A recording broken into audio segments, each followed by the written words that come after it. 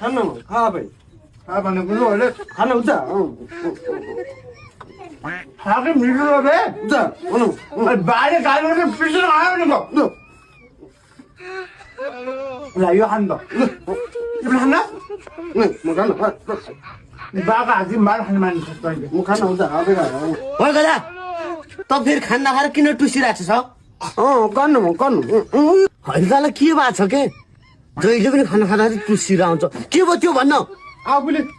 यति भात खायो मलाई यत्रो भात हालिदिएको छ म खान्न कि खान्छु खान्न हेर्न कस्तो मूर्ख हो भात धेरै भयो भनेर टुसिन्छ रोग हेर दाइले खाना खाएर उता धारा गइसक्यो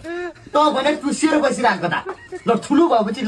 ल हेर यो भात तान्दियो ल यति खा धेरै भयो अझै धेरै भयो